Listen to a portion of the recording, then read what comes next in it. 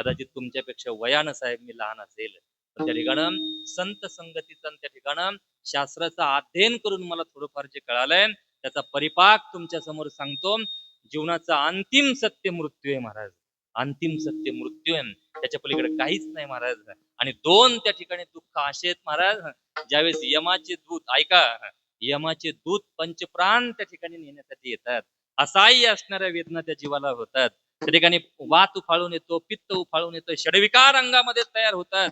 त्या ठिकाणी स्वतःची पत्नी समोर बसलेली आहे, स्वतःची मुलं समोर बसलेले आहेत, त्या ठिकाणी मित्र परिवार समोर बसलेला आहे, सर्व भावकी रावकी सर्व समोर बसलेली आहे. पण त्या जीवात्म्याला काही आठवत नाही महाराज, बोलता येत नाही. त्या ठिकाणं अश्रू येतात पण डोळ्याच्या बाहेर त्या ठिकाणी येत नाही. असाही असणाऱ्या वेदना होतात. आणि एवढ्यात काय होतं माहितीये, यमाचे दूत येतात आणि ते पंचप्राण त्या ठिकाणी ओढून जातात. कालामिल त्या ठिकाणी होते, असाही असणाऱ्या वेदना होतात. तो जीवात्मा त्या ठिकाणं त्या विचार करतो, त्या ठिकाणी यमाच्या दूतांना सांगतो, यमाच्या दूतानो काही दिवस मला नेऊ नका, मला नेऊ नका हो. का? अरे यांच्या बरोबर आयुष्यभर त्या ठिकाणी मी राहिलेलो आहे, म्हणून यांच्याशिवाय मी आता राहू शकत नाही. काही दिवस मला नेऊ नका. किलकिल्या नजरेनं स्वतःच्या पत्नीकडे पाहतो आणि तिला सांगतो, अगं तुझ्या बरोबर लग्न मी केलेलं आहे, तुझ्या बरोबर सुखाचा संसार मी केलेला आहे, एवढ्या दिवस आपण बरोबर राहिलो, तू तरी काहीतरी या यमाच्या दूतांना सांग. पण जीवात्म्याचा आवाज तिच्यापर्यंत जात नाही. महत्वाची गोष्ट आहे महाराज. स्वतःचे मुलं त्या ठिकाणी बसलेले आहेत, मुलांकडे पाहतो सांगतो, बाळानो अरे लहानचं मोठं तुम्हाला मी केलेलं आहे, तुमचं शिक्षण मी करून दिलेलं आहे, लग्न मी करून दिलेलं आहे, तुम्ही तरी यांच्यापासून मला वाचवा. पण मुलांनाही आवाज जात नाही.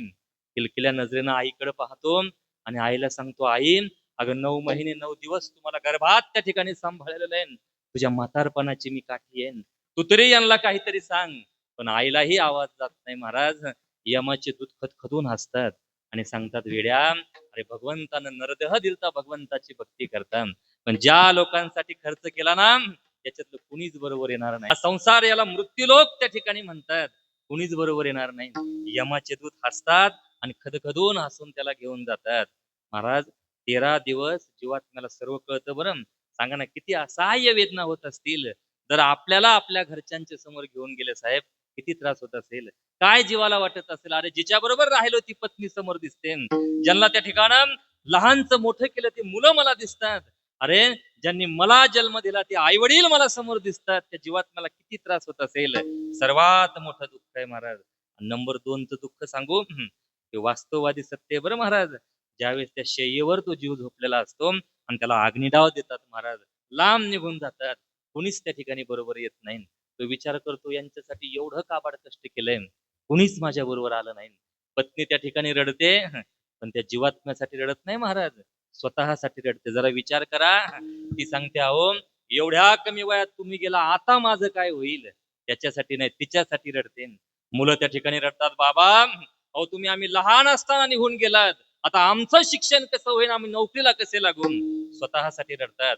आई वडील रडतात, बाळा अरे तुला जन्म दिला रे, तू त्या ठिकाणी आमच्या आधी निघून गेलास, आता आमच्या म्हातारपणाची काठी कोण होईल. आई वडील रडतात स्वतःसाठी, मुलं रडतात स्वतःसाठी, पत्नी रडते स्वतःसाठी, मित्र रडतात स्वतःसाठी. तो जीवात्मा विचार करतो, कुणीच त्या ठिकाणी बरोबर येत नाही. आणि खरं सांगू का, कुणीच बरोबर येणार नाही. जरा विचार करा बरं. त्या ठिकाणं जीव गेल्याच्या नंतर हे पंचतत्वामध्ये विलीन होऊन जातात. हे शरीरच त्या ठिकाणी बरोबर येत नाही.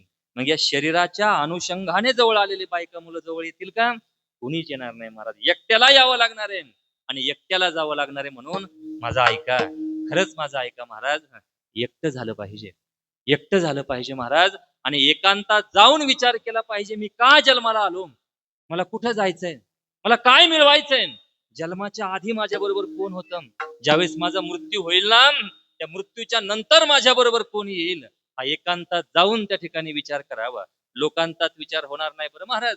एकांतात गेलं पाहिजे आणि एकांतात जो खरंच मनाला विचारलं पाहिजे, अरे आपल्याला जन्म मिळालाय, का जन्म मिळालाय, कुठं त्या ठिकाणी जायचंय, आयुष्यात काय मिळवायचंय, मृत्यूच्या आधी माझ्या बरोबर कोण आहे आणि मृत्यूच्या नंतर माझ्या बरोबर कोण आहे, याची उत्तर मिळतील बरं का महाराज.